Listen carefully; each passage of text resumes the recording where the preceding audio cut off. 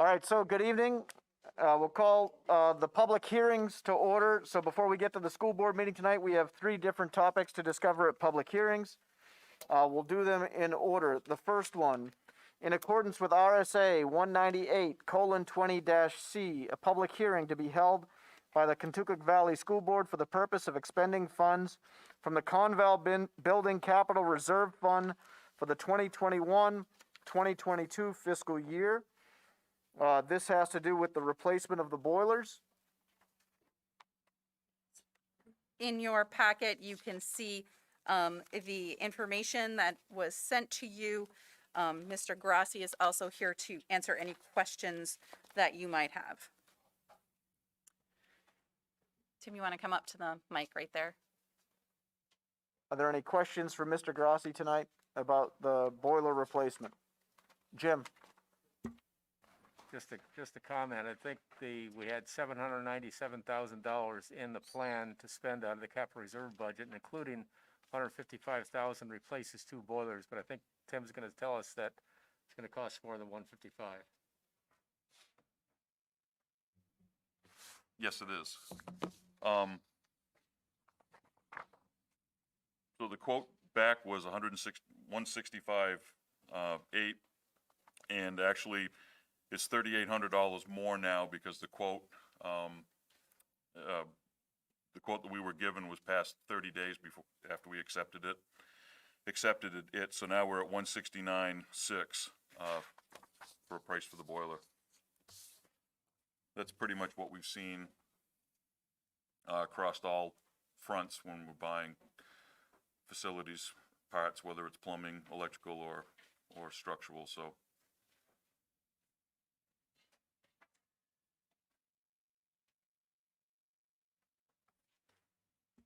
Any other questions for Mr. Grassi?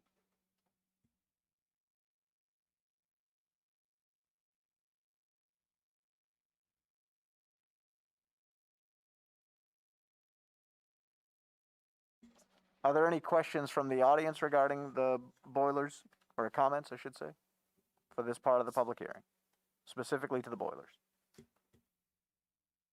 Hearing none, seeing none.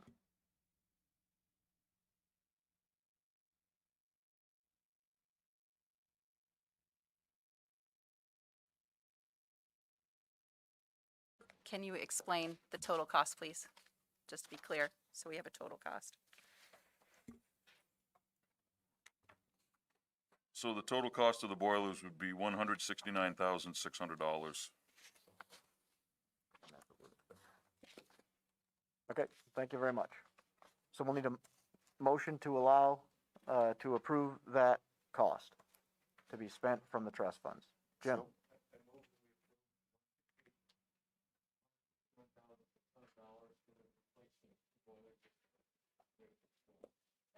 Moved by Jim, second by Catherine. Additional discussion by the board.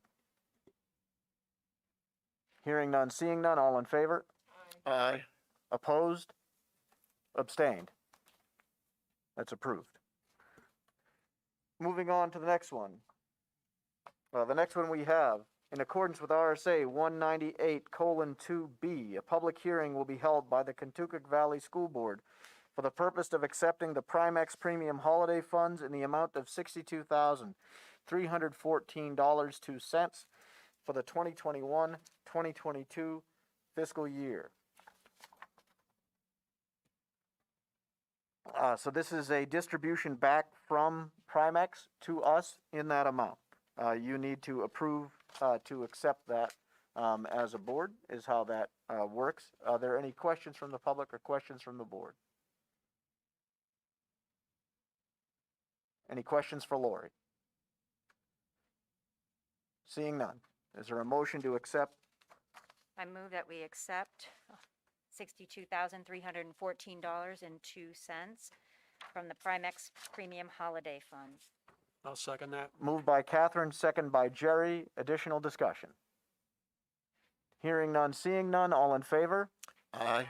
Opposed? Abstained? Carries. Lastly, in accordance with RSA 198:20B, A public hearing will be held by the Kentucky Valley School Board for the purpose of accepting a gift or donation from the Biddy Foundation in the amount of $10,000 for the 2021-2022 school year. Kimberly. So this is directly related to the outdoor space for Dublin Consolidated School. Any questions or comments? Hearing none, seeing none, all in favor of accepting the gift of $10,000 from the Biddy Foundation? Aye. Oh, wait, sorry, no, I need a motion. Sorry, I apologize, I went right by that. Is there a motion to accept the $10,000 from the Biddy Foundation? Yes, I move that we accept $10,000 from the Biddy Foundation for the purpose of outdoor learning at Dublin Consolidated School with thanks. Thank I'll you, second Catherine. Is there a second? I'll second it. Second by Jerry. Additional discussion? All in favor? Aye. Opposed? Abstained? Thank you very much to the Biddy Foundation.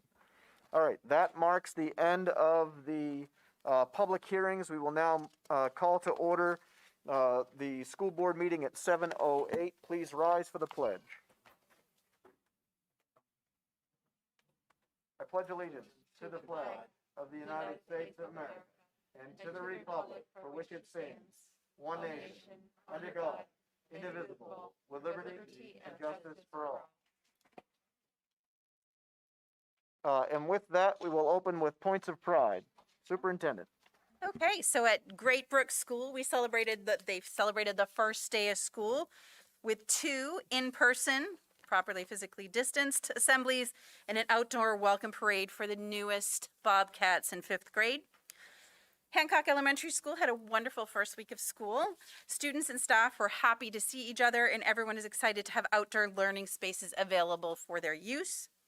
Dublin's Consolidated's first day was filled with laughter and learning. They held their first whole school assembly and welcomed returning students. And at Temple, they also have had a very successful school opening. They had a well-attended meet and greet the day before school started, and it was just wonderful to have all the students. And across the district, we have had a very quiet opening. And with the exception of busing, things have gone pretty well. So, those are our points of pride. Thank you, Superintendent. With that, we are on to our first portion of public comment. The primary purpose of a board meeting is to conduct the business of the district. It is not the same as town meeting. Each speaker will be given 2 minutes to speak. Each speaker may only speak once during each meeting. All speakers are to conduct themselves in a civil manner. Public comment is not a question and answer period. In general, the board will not answer questions asked or respond to comments made by members of the public.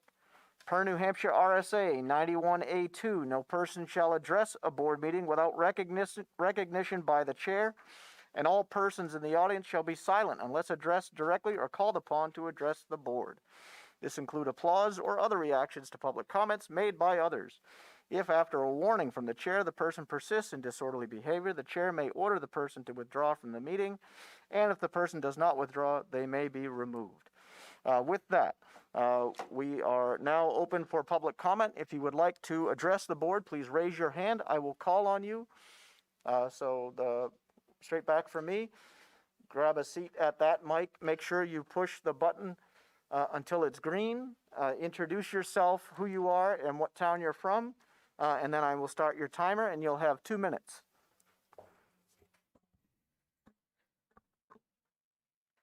Can I take this down? No, you need to Okay. leave your mask on to inside of school building. Okay, so my name's Alyssa and I'm from Peterborough. I have 3 kids, a 4th grader, a 2nd grader, and a kindergartner. This is only our 2nd year in this school district. We were previously a military family. My husband served as a nuclear engineer in the U.S. Navy for 10 years. He's from Washington, New Hampshire, and I was actually born and raised here in Peterborough. I went to PES, SMS, and Conval. After moving all over the country and having my kids in all different types of schools, this being my 4th grader's 5th school, I knew there was nowhere else I wanted my kids to go to school. I wanted them in this district so bad, so I actually bought a house right here in Peterborough this year. And now I couldn't be more disappointed and hurt in the choice that our school board has made with this mask requirement. My heart truly breaks for all of these kids, along with all the other kids not wanting to return to school due to this masking. We have so many families leaving our amazing school district because of this choice that was made, over something that is so clear to all of our surrounding districts. Not ours, though. We have so many children homeschooling now or looking into other choices. Families on wait lists for private schools. There are multiple families, myself included, giving it just a little bit more time to see how it goes. And then I might remove my kids. Have you guys ever looked into the funding of what this is going to cause an issue for our school? I'm not going to give up fighting for my kids or any of these other kids. Please, I'm asking you to reconsider and let us as the parents choose if we want them in a mask or not. Thank you.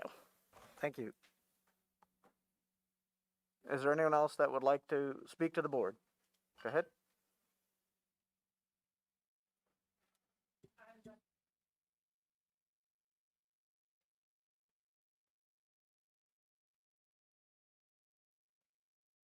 I'm gonna make sure that's green, sorry. I won't start over. I think you heard me. I want to express basically the same sentiments as the person who just spoke. We have 3 kids in the school. We pulled them out when all of this craziness started. We tried the distance learning. It did not work for our children. In homeschooling with just 1 or 2 hours a day, my kindergartner jumped to 2nd grade. He's now sitting in the school with a mask on only because he misses his friends. And his 2 sisters are in kindergarten only because they want to be with their friends after a summer of being in the village with no masks on with all the same kids at close proximity and no problems. Keep this in mind. We are considering private school. We are the lucky ones who can afford it. We're on a list right now. We can pull our kids out at any time and we are strongly considering it. We are giving it also a little bit more time. Please look at the data.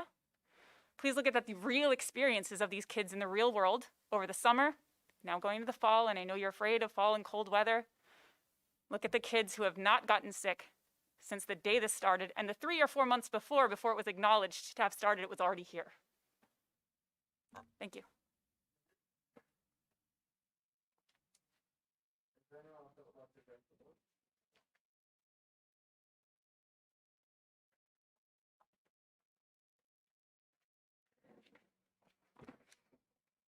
Hello, my name is Erin Nolan and I am from Peterborough.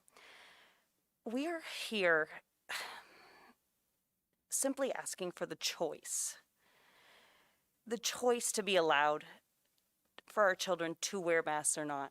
That doesn't mean we're saying that other people cannot make the choice for their children to be masked inside.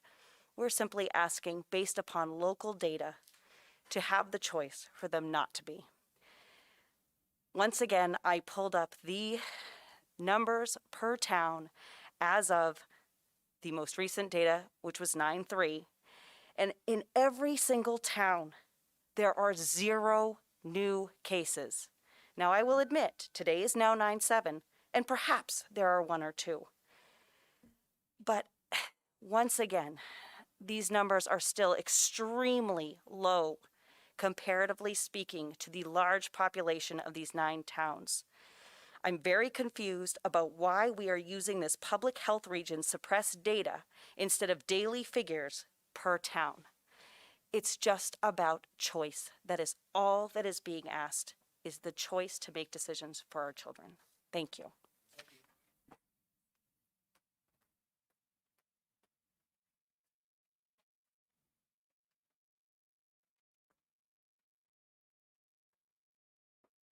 Hi, my name is Liz. I'm from Peterborough. I have 2 kids at PES. I would like to see the district determine the need for masks by the DHH matrix. 80% vaccination cannot be reached at the elementary school level, even if all parents wanted their kids to be vaccinated. I would like you to reconsider making masks optional, like you had just heard from the 2 before me, just having that choice. And I would also like the board to assess and research how masks have affected our children over the last year and review both sides of this issue. We did have a really comprehensive report put out on why masks are important, but also the numbers in our area are very low, and neighboring towns also have an option. But if that much effort went into figuring out that, I would also like that much effort going into to this look at and review how masks have affected some families, a lot of families who feel this way, that they've been negative for their children. I know I'm one of many who feel this way, and I do also feel that choice is important. Thank you.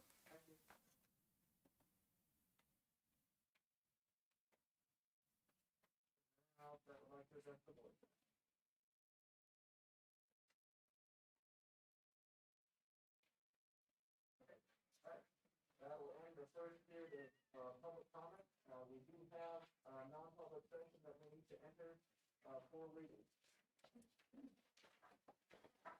I move that we go into non-public session under RSA 91-A:3, Roman numeral 2. Second?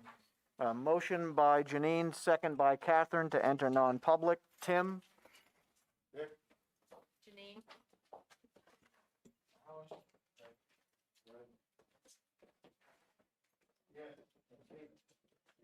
No one called us. Kira?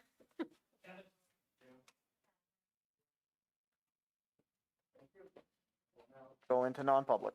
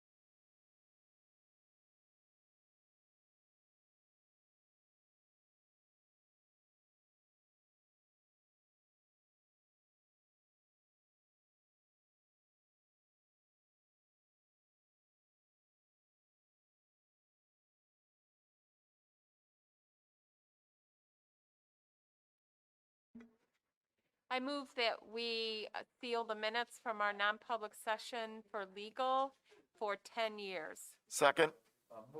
Motion by Janine, second by Dick to seal the minutes from the non-public session under legal for 10 years. All in favor? Aye. The minutes are sealed.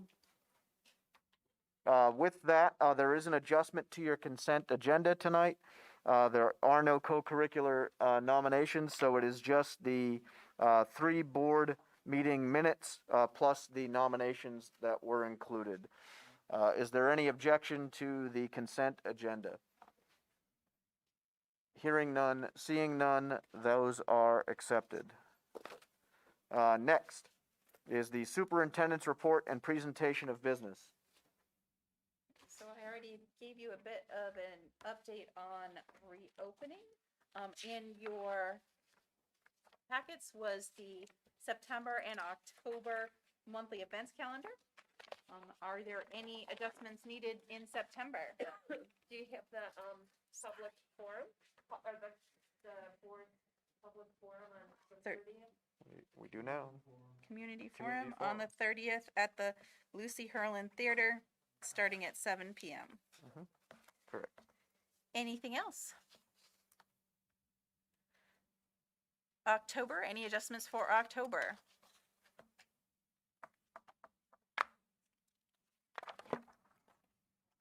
Okay. So then we have district enrollment. Again, I would just offer that district enrollment can be a little bit up and down during the month of September. We are opening with 2,106 students. I'd be happy to answer any questions regarding our initial enrollment. How many kindergartners? 142. So last year we had the largest incoming kindergarten class with 140 students. This year we have 142 students. So last year's kindergarten class was the largest in a decade. Steve? So that's 47 more students than were enrolled in the previous episode. That's correct.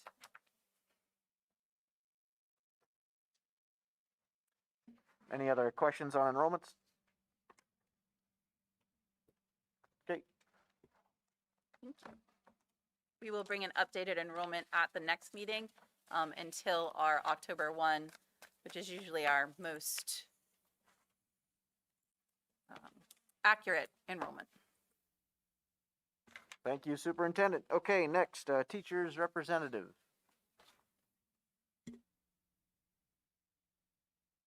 Don't forget to push the button till it's green. It's green. Perfect. Hi, I'm Cheryl Jesse. I am the Vice President of the CVEA and also an occupational therapist within the district. For an opening report this year, we want everyone to know that we've had a very smooth start. Middle school and high school staff are thrilled that they are not teaching online and that the kids are all back in person. The kids are very happy to be back with friends again. All sports and all activities are happening, so the schools are hopping. And there's been a few cases of COVID, but due to the masking and distancing, it hasn't been a big deal, and we've been able to carry on. Thank you. Thank you. Next are the committee reports. The first is the strategic plan committee. We did meet. Kevin did a good deal of work along with Dr. Ullman on revising some of the materials that we needed to look at, and invites have gone out to, oh, sorry, who did I miss? Oh, Alan, sorry, I apologize. Meeting time requests have gone out to the subcommittee members for them to be able to start meeting at the subcommittee level as well. Food service. Thank you, Mr. Chairman. One of the things we need to do as a board is we have talked in the past about continuing with free and reduced lunch or free lunch for all students this year. We as a board need to take a formal vote on that to approve that. I'd like to make a motion that we continue with the free lunch for all students in the Conval School District for this school year. Second. Moved by Mr. Dunning, second by Catherine. Discussion. Kimberly. So just with the clarification that we will be using the federal funds that are sent to us to Correct. offset that cost. Correct. Thank you, Catherine. Is it my understanding that we still need everyone to fill out the free and reduced paperwork, and we need to do an active campaign regardless of if you qualify or not, to make sure that we can offer that program free to all? Absolutely. So we have been trying to actively recruit people to fill out that paperwork and reminding people that those statistics are used not just for school, but also on the town side, actually, for different programs. They'll say, and what is your free and reduced lunch rate? And you qualify or don't qualify for certain federal and state grants based on that. So that information is really important. Kevin. Is there a deadline by which people have to complete that paperwork? No, it's rolling. Rich.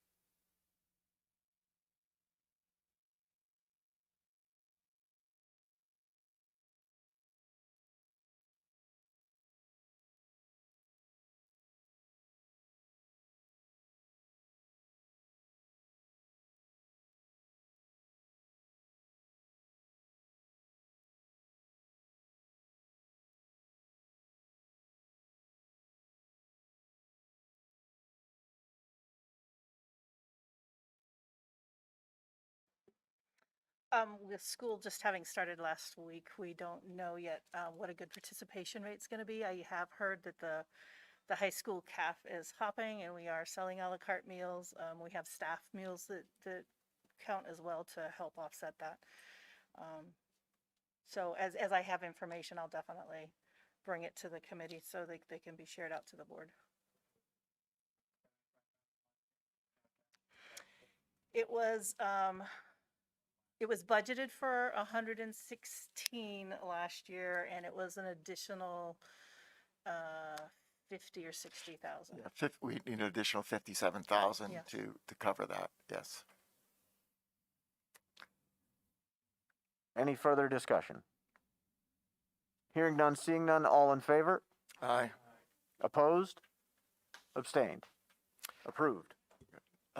As Lori mentioned, we're looking at meal costs for adults, staffs in the district, and they're going to come back with a recommendation for us once they look at the increase we put in place in the past for students and try to make that ratio equitable to show the increase for adult lunches, but we haven't determined that yet.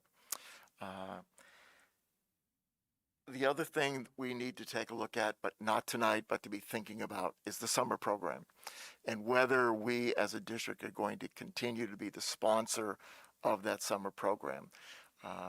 Financially, from what we see so far, it is certainly something we need to take a look at whether we want to carry that financial burden or not. But that's not a decision we need to make tonight. We've talked about this in the past, but we need to come back to it at some point before December to decide whether we want to continue to do that. So that's just a heads up that we're headed there. And I believe that's all I have to report, Mr. Chair. Thank you, Dick. All right, next is the Selectmen Advisory Committee.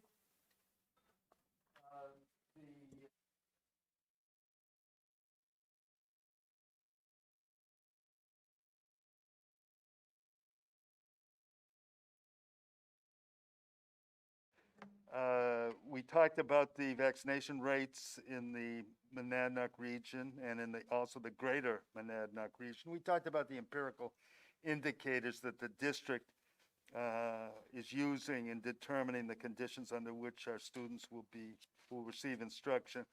There was some discussion of refined pods. We're not going to have pods that are as restrictive as they were last year, but still there's some decrease across the student body and interaction.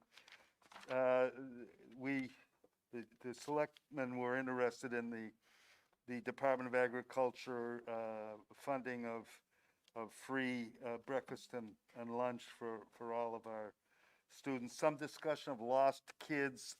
Nationally, I've seen estimates as high as 3 million children who are lost to the school systems across the country. The lowest estimate I've seen is 1 million. potential attendance within the entire district and the location of community forums, and then we discuss future Selectmen Advisory Committee programming. Thank you, Dr. Ullman. Policy Committee, Catherine Heck. The policy committee met this evening. We have a robust agenda that we've been following, trying to keep up with some legal updates, some current practices, and then waiting on the rulemaking from the last legislative session. We will be continuing that work. Before you tonight, you'll see JICFA, the policy on hazing, for a second read for adoption. We reviewed the payroll and procedure policy with no changes to come before you. We reviewed policy DN, school property disposal procedure. We're finishing updating that, and that will be coming before you for a first read. And we reviewed JLCJ, concussion and head injuries. We are going to merge some policies together and send it back to the nurses for some review. There were some legal updates to that policy as well. So that is underway.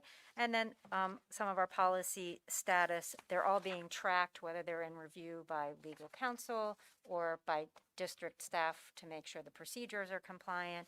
And we just will keep moving them forward as we move through our policy agenda. Thank you. Thank you, Catherine. Okay, old business, legislative update. I don't have anything tonight for that. There hasn't been any movement. The governor was out of the state and then in the hospital, so I don't think anything got signed or put through. Next is our second read. This is policy JICFA. This has to do with hazing. I move that we adopt policy JICFA, hazing. Second. Moved by Janine, second by Stephen. Discussion. Hearing none, seeing none, all in favor of adopting the policy? Aye. Opposed? Abstained? Policy is adopted. Thank you for that. Next, new business, budget transfers. So there's a budget transfer included in the packet. There are actually two requests. I don't know, a month or so ago, you authorized us to move the extra teaching position to fill it with a PES special ed ILS position. So I need to move the budget out of the placeholder and into the appropriate functions. And then the larger transfer request was to reinstate the contractual obligations and student programming that was given up during the budget process to support the remote school. Catherine. Oh, I was just going to move that we accept the budget transfer in the amount of $85,000 as presented. Second. Moved by Catherine, second by Dick. Discussion. Seeing no discussion, all in favor of approving the budget transfer? Aye. Aye. Opposed? Abstained? The transfers are approved. All right, I move that we accept $185,586 in budget transfers as presented to reinstate contractual benefits, cornucopia, student programs, ES media, library books, and elementary and middle school co-curriculars. Second. Moved by Catherine, second by Dick. Discussion? Hearing none, seeing none, all in favor? Aye. Opposed? Abstained? Okay, those are also approved.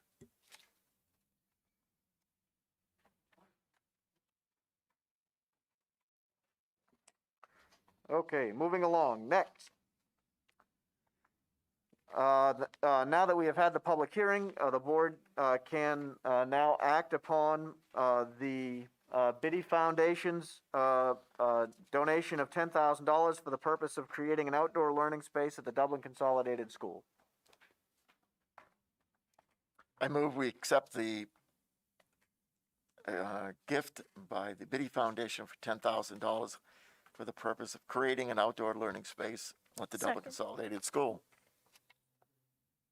Moved by Mr. Dunning, second by Allen. Discussion.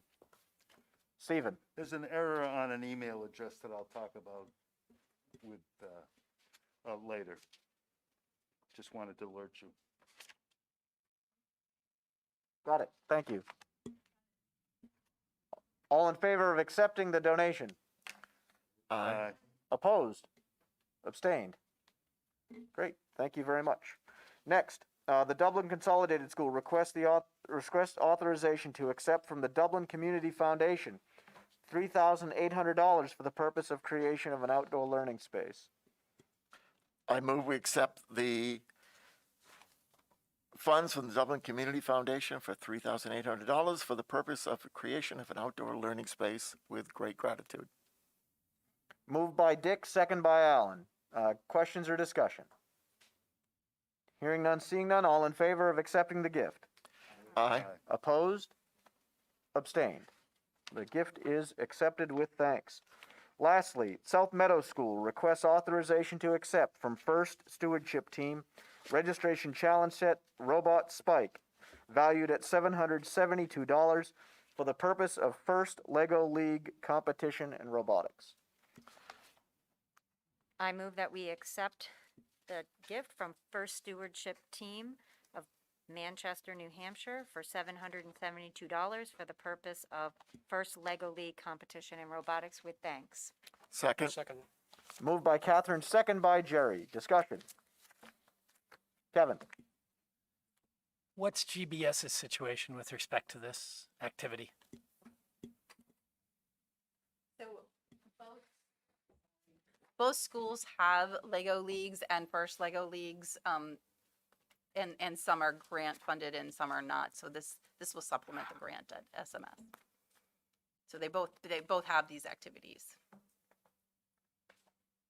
So the expense to do this at GBS is no different than the expense to do this at SMS? Not to my knowledge. I think this is just something in addition to what is already being done. So if GBS wants to do it and they bring something forward, then we would probably find the dollars to do it. To date, they have not done that. Any other discussion? All in favor of accepting the gift? Aye. Opposed? Abstained? Thank you for the gift. Next, the item on new business. You should have in your packet, and have had for a while, Catherine sent them out to you, are the NHSBA proposed resolutions. There are a few of them, and then for each of them, you will see the NHSBA recommendation for those that go along with that. And the intent of tonight is to see if the board chooses to weigh in on any of these so that Catherine can represent us in October at the NHSBA as our delegate. Rich.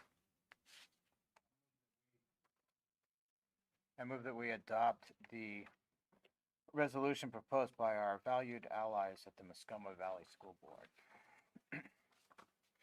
The one listed as number 8. Yes. So the proposal by the resolution by the Muskoma Valley School Board says the New Hampshire School Board Association shall establish and maintain a scholarship fund for student representatives who have served in their district school board during their high school career.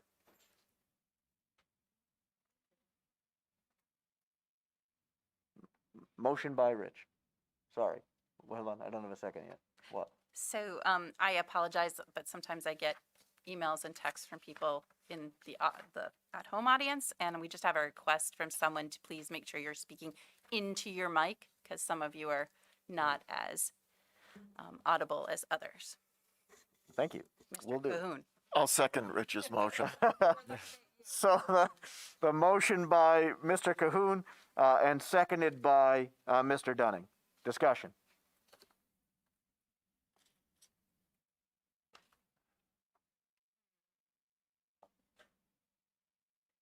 Catherine. So this is just as an aside, just to bring awareness, there is two scholarships available from the School Boards Association to a graduating senior of a school board member currently in place. So this would be specifically for the student representatives that serve on our boards, that maybe we should re-engage that process now that we're meeting in person again as well. Thank you, Catherine. Janine? So, if we make this resolution, they would have to raise the money and, administer this scholarship, is that correct? Yes. Can we do? Correct. I'm not sure how that would work. Well, they We'd have, have to, they'd probably raise the dues. or reallocate it from there, or, right. Yeah. Well, they don't support it. Correct.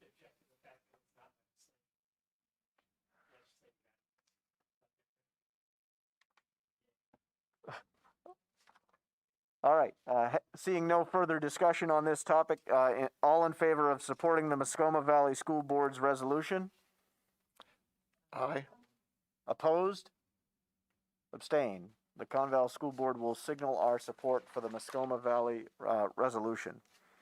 I'll just read them this way, it's easier that way. Number 9 is submitted by the Wilton Lineborough Cooperative School District. This is that NHSBA will advise and confirm all SAUs are paying and segregating dues payments to NHSBA in accordance with RSA 15.5. Catherine? Well, this one's a little trickier because of the way the laws are written. There are currently laws on the book for advocacy for other organizations, like New Hampshire Municipal is written into the law that's appropriate use of funds. So I don't know that the law completely addresses or has no clarity around this exact topic. They don't believe it's an appropriate resolution, the board of directors. However, they feel like it's noteworthy and they brought it, forward to us. So we just have to take our position and I bring that forward, whatever that is.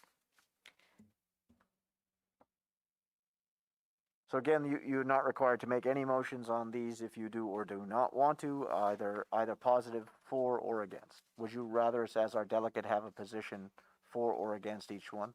Is that clearer for you to send our message? Does it matter? Or no position? Perfect, great. So if there's no motion to be made by the board, I will take that as we have no position on that one, unless someone is willing to make a motion.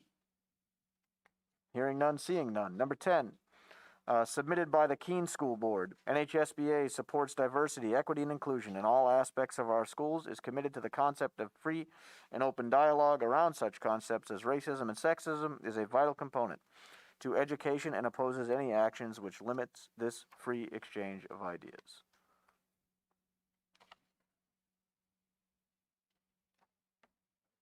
Dr. Ullman. Motion by Stephen, second by Kevin. Discussion. As the resolution says,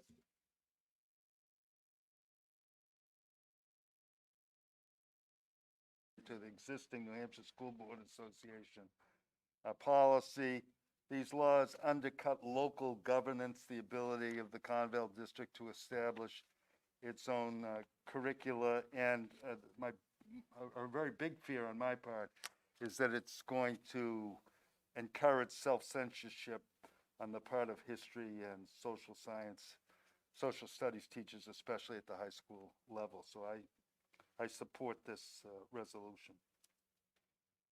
Thank you, Dr. Ullman. Additional discussion. Hearing none, seeing none. All in favor of supporting the Keene School Board's resolution? Aye. Opposed? Abstained?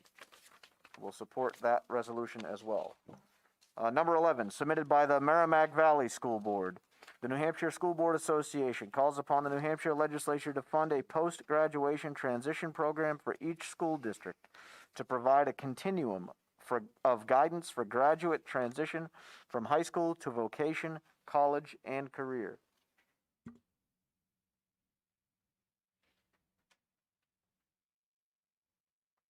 However much merit this may have in another reality, it doesn't have any merit in our reality, which is they don't adequately fund anything else. So we shouldn't ask them to add it to that. Well said. Catherine? It also starts to move outside the K-12 obligation, which becomes increasingly challenging. Not that I'm against it in any way. So noted. Dr. Allman? And if the state were to add assistance, financial aid to local school districts, I would hope it would be directed at the pre-K programs, which are currently pretty much unfunded by the state. Thank you, Dr. Allman. Seeing or hearing no motion on this matter, we have no position. Lastly, submitted by the Hanover and Dresden school boards. Whereas NHSBA supports equity inclusion in all aspects of education. This is continuing resolution number 5. This is opposing any branch of the New Hampshire government adopting or supporting curriculum standards that usurp states' rights and de-emphasizes the limit local control of curriculum and local school board oversight, etc., and so forth. I think the point that they make, the NHSBA Board of Directors makes, is reasonable. We voted for the Keene resolution, so we're on board with that. We don't need to vote for this. It's my sense. Any objection? Hearing none, seeing none. Do you want to oppose it then, since we're reporting the other one, or no motion? Just abstain. We're not Yeah, we would gonna just have no express an position. opinion. Okay, great. Thank you all.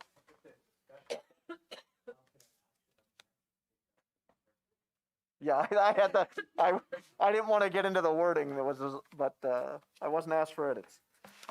Okay, with that, we have now reached the second period of public comment for our meeting. If you did not already address the board tonight, you are welcome to do so. You would be provided a period of 2 minutes.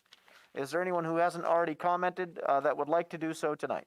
If so, raise your hand and I will recognize you. Hearing none, seeing none, we have, sorry, go ahead. I turned away. Please remember to push the button until it goes green so that the folks watching at home will be able to hear you. And then again, tell us your name and what town you're from. My name is Katie Cartier. I'm from Greenfield. I have 6 children, and I just want to thank you all for being here today. I was happy to hear some of the things that were being discussed amongst the board and some of the things that were going on. Again, I know you guys are getting sick of hearing this, and you're probably going to get very sick and tired of hearing from us over the next couple of months. But there is a large majority of people in your communities who really just want the choice to decide what's best for their children. And this is going to come up over and over and over again. And I just simply want you to know it's not going to stop. We really need you guys to take us seriously. We need you to really look at the data and just vote with a good, clean conscience, okay? That's all we're asking. We're really not asking for much, all right? And that's all I want to say. So thank you for your time. Thank you very much for your comment. Anyone else? Anyone else? Thank you for your comments.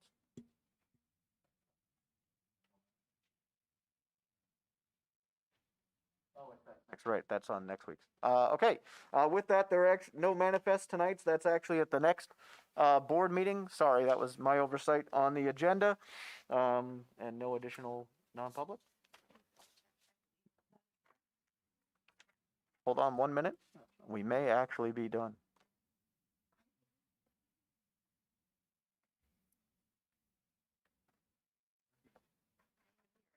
If I had a gavel, it would have been 8. Breaking news. No. We're good? We have negotiations. Oh, yes, we do. Sorry, so we do have one more item for non-public this evening, and then that will conclude the meeting. So we're going to take 5 minutes between now and then. So Janine, go ahead. I move that we go into non-public session for negotiations under RSA 91-A:3, Roman numeral 2. Second. Moved by Janine, second by Catherine. Tim? Dick? Yes. Kira? Thank you. We'll be entering non-public. We should have no other public business tonight.